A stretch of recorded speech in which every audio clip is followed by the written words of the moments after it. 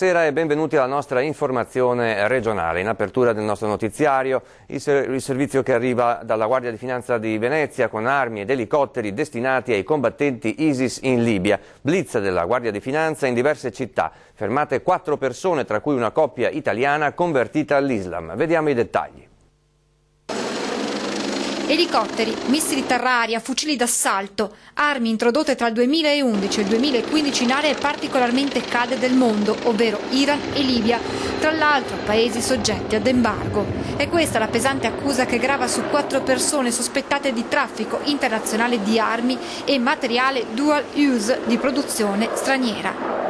Dall'alba di stamane il nucleo polizia tributaria della Guardia di Finanza di Venezia, su richiesta della Direzione Distrettuale Antimafia di Napoli, a capo dell'inchiesta, è stato impegnato nell'operazione Italian Job, una decina di perquisizioni eseguite tra Roma, Napoli, Salerno e L'Aquila e il fermo di 4 persone, tra cui marito e moglie italiani convertiti all'Islam.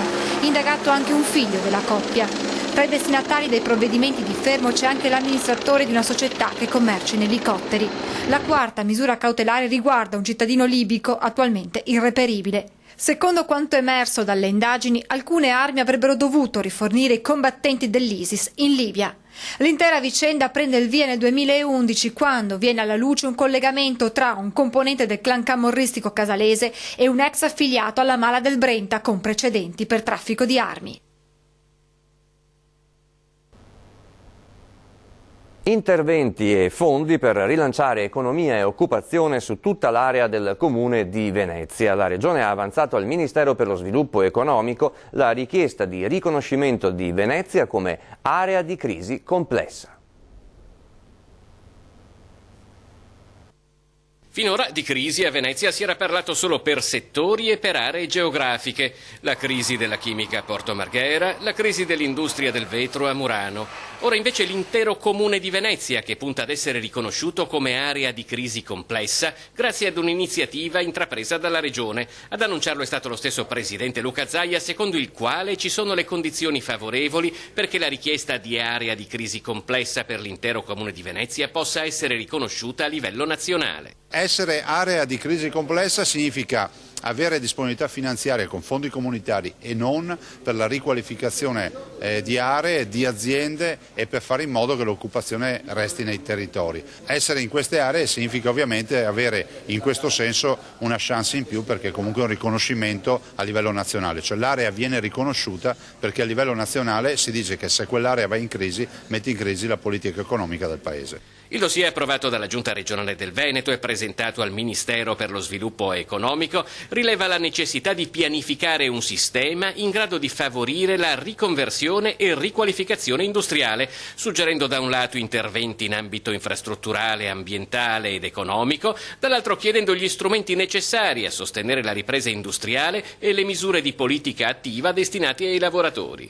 Abbiamo presentato il dossier e non nego che abbiamo buoni rapporti con il Ministero dello Sviluppo Economico. Questo dossier poi verrà valutato e ci sarà alla fine il decreto del Ministro.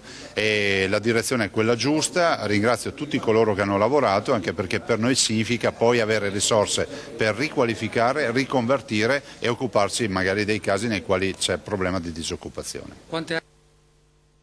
La politica, prove di riavvicinamento tra gli ex alleati Lega e Forza Italia a Padova. L'unione diventa per entrambi fondamentale per sperare in una nuova vittoria. Il commissario Paroli è pronto a cedere alle condizioni del Carroccio che ha chiesto nuove epurazioni. Sentiamo. Sono stato nominato commissario con l'indicazione di rapportarmi direttamente col Presidente del nostro partito sui temi di Padova. Per cui questo è già una garanzia per la Lega che se vogliamo costruire insieme un nuovo rapporto e una nuova alleanza per rivincere Padova e ridare ai padovani un'ottima amministrazione, le condizioni ci sono. Lo vuole Silvio Berlusconi. La pace tra gli alleati è il compito che il commissario Paroli è chiamato ad eseguire, anche a costo di mettere sul piatto un'altra testa dopo quella dei consiglieri Pasqualetto e Bianzale. Lo lascia intendere proprio lo stesso commissario, che così commenta l'out-out del Carroccio, che da sempre ha identificato nel coordinatore regionale Marco Marin il mandante dell'esecuzione di Bitonci. La reazione della Lega sia assolutamente condivisibile, laddove a parti invertite anche noi avremmo avuto le stesse problematiche, che sono quelle di capire se ricostruire un'alleanza voglia dire ricostruirla con quali persone, con quali basi. Ci si è appena scottati, quindi la cosa, nonostante sia passati alcuni mesi, è ancora fresca. Un sacrificio che il partito potrebbe anche essere disposto a compiere pur di ricucire lo strappo e marciare uniti contro il centro-sinistra. Non è facile, però sono sempre convinto che insomma, il buon senso possa prevalere e che ci siano più ragioni per stare insieme. Le ragioni sono il bacino di voti di cui il candidato Massimo Bitonci avrà bisogno, quel 7,9% che 2 anni fa andò ben oltre il 4% della lista della Lega Nord. Lega che attraverso il suo segretario nazionale ha posto le condizioni per sedersi di nuovo al tavolo delle trattative. È chiaro che se ci fosse da parte di Forza Italia un ravvedimento o comunque un chiaro pensiero di unità e di responsabilità, noi saremmo pronti a sederci sul tavolo di trattativa. Torniamo all'omicidio di Silea. Andrea Dorcic è stato ucciso, morto sul colpo con il cranio fracassato. L'autopsia effettuata oggi conferma la tesi della procura. Il 33enne è stato colpito alla testa ed è morto sul colpo, probabilmente nella giornata di sabato. Andrea Dorcic è stato ucciso, morto sul colpo con il cranio fracassato. L'autopsia effettuata oggi conferma la tesi della procura. Il 33enne è stato colpito alla testa ed è morto sul colpo, probabilmente nella giornata di sabato. L'esame autoptico, eseguito nella giornata di oggi dal dottor Alberto Furlanetto, non apre altri scenari rispetto a quelli già ipotizzati dalla procura, che aveva immediatamente aperto il fascicolo d'inchiesta per omicidio volontario. Abbiamo aperto un fascicolo a carico di ignoti con l'ipotesi di omicidio. Così il giorno immediatamente successivo al ritrovamento del corpo. A compiere il delitto una o più persone nella giornata di sabato, forse venerdì, ma di certo la morte non risale a quel 23 gennaio, data della scomparsa da casa del ragazzo. Andrea ha subito alcuni colpi, ma uno violentissimo nella parte posteriore della testa che gli ha fracassato il cranio, uccidendolo sul colpo. Non un bastone o una spranga l'arma del delitto, non un oggetto contundente, ma forse un grosso sasso, oppure la sua testa è stata sbattuta contro un muro. Vedete questo fabbricato? Intanto di qui, nel luogo del ritrovamento del corpo di Andrea, passano le indagini che stanno cercando di ricostruire gli ultimi spostamenti del giovane, le ultime persone che ha incontrato. Indagini rese ancora più complicate dal fatto che Andrea aveva lasciato a casa il cellulare. La principale pista investigativa è per ora quella riconducibile all'ambiente dello spaccio di eroina della città. Livelli di inquinamento da bollino nero a Padova, necessari nuovi provvedimenti, ma secondo Legambiente bisogna agire a monte, non quando il danno è stato fatto. Sforamento PM10, bollino nero per Padova, dove la situazione è davvero preoccupante, ha raggiunto il livello di criticità 2. La centralina ARPA Vallarcella ha registrato i 181 microgrammi su metro cubo, un'esagerazione se si pensa che il limite massimo è 50. Tanto che il commissario uscente Michele Penta ha disposto misure integrative all'ordinanza già vigente, attive da domani, 1 febbraio. In particolare si dispone l'estensione del divieto di circolazione anche ai diesel Euro 3 e divieto di accensione ai caminetti, stufe a legna, pellet e cippato se in presenza di impianti a metano, gas o gasolio.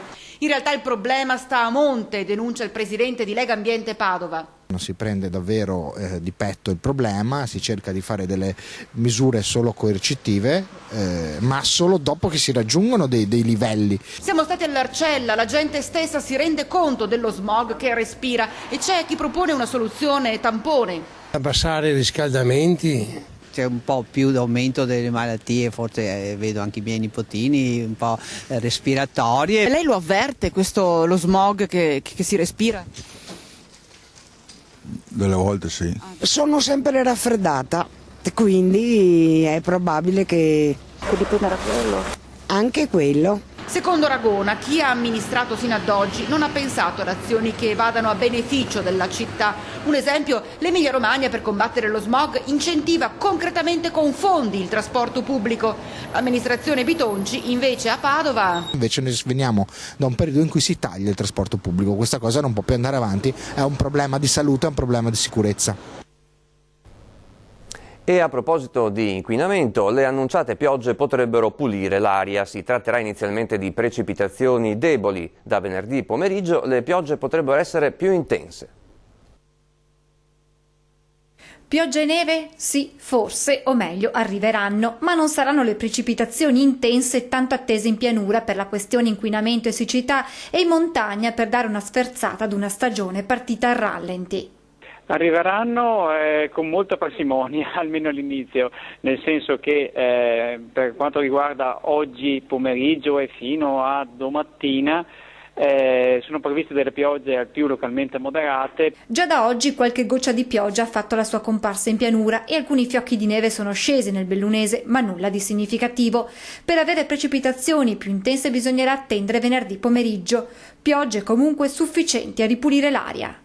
Basta una fase non brevissima di piogge anche non così significative per dilavare l'aria. Discorso diverso invece per il problema siccità. Veniamo da una fase di siccità per cui ci sarebbe bisogno di precipitazioni anche di una certa abbondanza. Anche le nevicate non saranno intense ma sufficienti per gli appassionati di sci. Nei prossimi giorni le precipitazioni saranno un po' più rade, con quota neve appunto che arriverà oltre i 1000 metri, anche fino a 1500, e si ripresenteranno moderate da giovedì pomeriggio soprattutto, sopra i 1500 metri, con queste precipitazioni dei prossimi giorni qualche centimetro per poter sciare, non dappertutto però insomma in alcune località verranno. E l'assenza di neve in montagna sta creando non pochi problemi al settore turistico del Bellunese. Molte le strutture ricettive che denunciano l'assenza di prenotazioni per le settimane bianche. A lanciare l'allarme è la Federalberghi. In questo periodo i turisti si muovono solo se c'è neve, altrimenti anche chi ha prenotato disdice. Una situazione che necessariamente induce anche un ripensamento dell'offerta turistica della montagna. Ne abbiamo parlato questa mattina con Franco Roccon, ospite a Buongiorno Nord-Est. Sentiamo. Disdetto, pur sapendo che le piste sono a posto, cioè che gli operatori economici, gli impiantisti fanno i loro sforzi per mantenere queste piste, tra l'altro stupende, ho degli amici che vanno a sciare, ritengono proprio gli interventi fatti benissimo, no? Però così la gente dice ma non c'è l'ambiente, il clima per fare queste settimane bianche, quindi insomma, disdicono, ma ovviamente la ricaduta è importante per l'economia, anche per ristrutturare i propri alberghi, per dare ossigeno a un settore che è importante per la montagna e per tutto il Bellunese. Dovremmo ripensare la forma di turismo, collegarci assieme sì la neve artificiale ma anche tutto il benessere, no? Quello che dicevo prima che gli altoatesini l'hanno capita benissimo è di dare una vacanza, un pacchetto di vacanza che riguardi sì il turismo sciistico ma anche quello del benessere della persona, della spa, di quant'altro. Sul Bellunese siamo indietro su questo contesto. Siamo purtroppo indietro, magari gli sforzi di qualche operatore privato, di qualche titolare di albergo che ha fatto investimenti importanti sul proprio albergo, ma è una goccia, diciamo, non c'è l'iniziativa spalmata su tutto il territorio. Vero che dall'altra parte ci sono i contributi regionali di una provincia assolutamente autonoma e autonoma anche nelle decisioni, dall'altra parte però forse un cambio di passo, un cambio di mentalità, ha ragione Cogolda di dire non state fermi con le iniziative di 50 anni fa. E torniamo ad occuparci del presunto caso di bullismo alla scuola media Petrarca di Padova. Oggi interviene l'assessore regionale Elena Donazzan e denuncia l'educazione dei figli. Oggi è delegata alla scuola. Sulla scuola si stanno riversando tutte le complessità di una società molto difficile e alla scuola chiediamo di risolvere qualsiasi cosa. Io attendo la verifica che la scuola che il Petrarca sta facendo perché questo è l'unico modo per sapere esattamente come sono andate le cose. Un allarme sociale espresso dall'assessore regionale Elena Donazzani in merito al presunto caso di bullismo alla media Petrarca della centralissima via Concariola a Padova. Ieri abbiamo incontrato il papà del ragazzino che sarebbe stato vittima di 3 compagni che lo avrebbero legato e colpito colpito con funi, tutto durante la lezione di ginnastica. I genitori del ragazzino, lo ricordiamo, hanno sporto denuncia. Oggi hanno incontrato la preside Lucia Marcuzzo, che ha assicurato che non sarà lasciato nulla di intentato per arrivare alla verità e il giovanissimo sarà sottoposto a una perizia medico-legale per dimostrare l'origine delle botte riportate. Ma questa vicenda solleva questioni molto più profonde, a cominciare dall'emergenza educativa. I ragazzi non distinguono più tra ciò che è reale, tra ciò che è giusto, tra ciò che è sbagliato, tra ciò che non fa dolore o provoca danno, materiale o magari morale. È su questo che dobbiamo lavorare. A questo punto del nostro telegiornale qualche attimo di pausa pubblicitaria e poi torneremo per altre notizie dalla nostra regione. A tra pochissimo.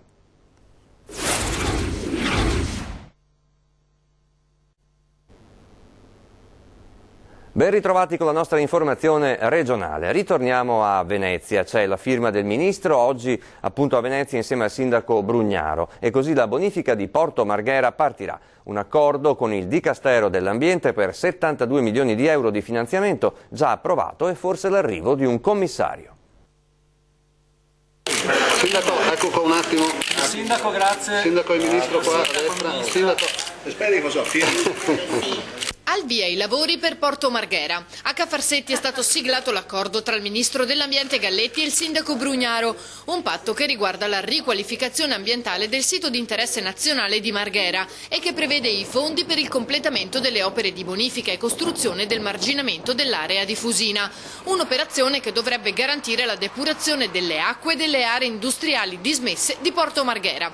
72 milioni di euro, fondi a disposizione già approvati dal CIPE, seguito del patto per Venezia siglato a dicembre con l'ex premier Renzi. 82 milioni insomma sono concreti e veri, ne serviranno altri, il governo li metterà a disposizione un po' alla volta, noi stiamo parlando della parte pubblica, poi io penso che ne arriveranno molti dai privati. Nel protocollo si parla anche dell'attuazione di una procedura di semplificazione normativa che potrebbe determinare l'arrivo di un commissario governativo a Marghera. Intanto andiamo avanti con questi 72 che sono certi e sicuri, il governo ha preso l'impegno di finanziare anche gli altri e manterrà i suoi impegni, l'importante è partire perché come ho detto oggi quando si trovano le risorse abbiamo fatto solo una parte del percorso, bisogna adesso queste risorse spenderle bene e in fretta.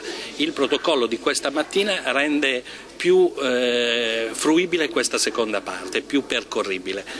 Noi col protocollo di questa mattina semplifichiamo anche le regole, utilizziamo uno strumento che è previsto dalla legge, quello del commissariamento, che insieme al Comune dovrà sveltire i lavori per poter terminare i lavori del marginamento. Il sindaco poi ha voluto evidenziare come questa sia una tappa importante, anche perché apre la possibilità di attrarre nuovi investitori sul territorio. Ai privati diamo certezza di tempi e di costi. Questa è la rivoluzione che vogliamo fare a Porto Marghera, per dare posti di lavoro e futuro ai giovani. Ci vorranno anni, sì, però cominciamo, perché non si è mai cominciato. Sono 30 anni di incuria e di lasciato lì. Per cui chiediamo la collaborazione di tutti, proprio di tutti, non c'è nessuno che viene escluso da questo, però dobbiamo farlo per il futuro dei nostri ragazzi. Chi scappa dalla guerra abbandonando genitori, moglie e figli non merita rispetto. Striscioni shock di Casa Pound in tutto il Veneto, da Vittorio Veneto a Portogruaro, da Verona a Vicenza fino a Thiene e a Padova. In tanti potranno giudicare il nostro un messaggio scioccante, spiega Casa Pound in una nota, ma chi non ha fatto dell'ipocrisia la propria bandiera sa che non è possibile mettere sullo stesso piano chi abbandona paese e famiglia al proprio destino per scappare in Europa in cerca di benessere e chi sceglie di resistere e combattere per la libertà del suo popolo. L'iniziativa di oggi a sostegno dei siriani combattenti nell'esercito di Bashar al-Assad e contro i migranti in fuga in Italia alla ricerca di sussidi e assistenza che, chiude Casa Pound, nel loro paese non hanno lottato per ottenere. Un principio di incendio la scorsa notte si è sviluppato a Verona, nella centralissima Piazza Bra. Un denso fumo, partito dagli apparecchi elettrici, si è propagato nel vano tecnico del Palazzo della Gran Guardia. I vigili del fuoco intervenuti hanno spento con gli estintori l'incendio e fatto uscire il fumo, ripristinando così, evacuato il fumo, ripristinando la sicurezza del locale. Cambiamo argomento. A Conegliano tiene ancora banco la vicenda della tassa sull'ombra generata dalle insegne. Ieri sera il Consiglio Comunale ha deliberato la sospensione provvisoria della tassa. Sentiamo. Una questione da 301 euro per 19 insegne di negozi e 16 proprietari ha aperto un lungo contenzioso tra il Comune di Conegliano e il Ministero per arrivare a una esenzione dal pagamento dell'ombra che le insegne sporgenti generano sui plateatici. Il Comune ha interpellato il Ministero e l'ANCI in quanto la normativa non è chiara. C'era già stata una esenzione per le tende, mentre ieri sera il Consiglio Comunale coneglianese, in attesa del Ministero, ha deciso la sospensione provvisoria dal pagamento da parte dei commercianti. Visto che il Ministero non ha risposto né all'interpello né al sollecito, abbiamo ritenuto che si dovesse fare approfittando del bilancio di previsione che è stato approvato ieri sera in Consiglio Comunale, un regolamento specifico dicendo che per noi va esentata. Il Ministero adesso ha tempo 30 giorni per ratificare il nostro regolamento, se non ci dice niente o se ci dice che va bene, bene, altrimenti se ce lo boccia bisognerà prendere i provvedimenti e in questo caso chiamare all'impegno soprattutto i parlamentari, quelli che hanno la possibilità di modificare la legge. Troppi tarocchi per il vetro di Murano. Arriva il marchio tecnologico contro il dilagare della contraffazione. La novità presentata in Regione dal Presidente Zaia e da Promovetro. Un'etichetta applicata ad ognuno dei prodotti originali, leggibile tramite smartphone, tablet e PC e contenente l'intera storia del prodotto con foto e informazioni che arrivano fino all'indicazione del mastro vetraio autore, è la risposta della Regione del Veneto, del Consorzio Promovetro di Murano e della Camera di Commercio al dilagare della contraffazione del vetro, uno dei prodotti simbolo dell'artigianato veneziano e veneto. Il marchio ipertecnologico, che si legge semplicemente avvicinando un telefono all'etichetta, è stato presentato oggi a Palazzo Balbi dal presidente Luca Zaia e dai responsabili del consorzio Promovetro. È un'evoluzione del vecchio sistema che avevamo prima di un semplice bollino. Questo bollino invece, questa etichetta, ha un sistema con 7 tipi tra tracciabilità e sicurezza, tra cui un QR code che dà la possibilità al consumatore finale attraverso uno smartphone di avere proprio una vera e propria carta d'identità. Attualmente la concorrenza sleale di prodotti realizzati al di fuori di Murano raggiunge l'incredibile percentuale dell'80% di quanto venduto nei negozi del solo centro storico di Venezia. E un'indagine condotta su un campione di 12 negozi e 120 oggetti in vendita ha evidenziato la presenza di ben 41 diciture diverse. Si può vendere ciò che si vuole, precisa Promovetro, ma bisogna farlo con onestà e trasparenza. Per tutelarci e salvaguardarci dobbiamo identificarci. L'identificazione deve avvenire solo e soltanto attraverso questo metodo. Un'etichetta che chiarisca e salvaguardi tuteli noi e che chiarisca in maniera inequivocabile cosa viene fatto a Murano. Il vetro di Murano non è solo un'arte unica al mondo, ha detto Zaia, ma anche un grande elemento identitario che va difeso con ogni mezzo. Vetro artistico di Murano, così reciterà l'etichetta, è un marchio collettivo che sarà utilizzato da aziende con tipologia merceologica e con prodotti estremamente differenti per valore e grandezza. Termina qui la nostra informazione regionale, ma prima della sigla, come di consueto, le previsioni meteo per le prossime ore. Grazie per l'attenzione, buona continuazione con i nostri programmi, arrivederci.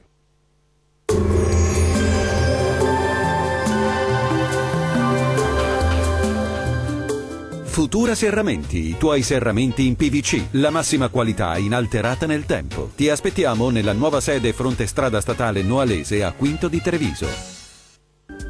Inizio di febbraio caratterizzato ancora dall'instabilità. Abbiamo chiamato a gran voce la pioggia e ora pare che questa ci farà compagnia per tutta la settimana. Vediamo il dettaglio. Sul Veneto diffusa nuvolosità, nubi più compatte tra Trevigiano, Veneziano e sud-ovest veronese con qualche debole pioggia sparsa. Vediamo anche le temperature, le massime sono attese mediamente tra 5 e 8 gradi, valori minimi previsti tra 2 e 5 gradi. Spostiamoci a vedere la situazione del Friuli Venezia Giulia. Continuano cieli nuvolosi ovunque, nubi più intense su Goriziano, Udinese e Triestino anche con qualche pioggia. Tempo asciutto ma con nebbie altrove. Temperature massime tra 6 e 10 gradi, valori minimi compresi tra 4 e 8 gradi. Concludiamo con uno sguardo al Trentino Alto Adige, diffusa nuvolosità, possibilità anche di qualche piovasco o fiocchi sui settori alpini di confine. Temperature massime attese intorno ai 3 gradi, valori minimi intorno allo 0. Il mare sarà poco mosso sulle coste e mosso al largo. I venti invece saranno deboli, nord-orientali sulle zone costiere e moderati al largo. Per oggi dal meteo è tutto, arrivederci!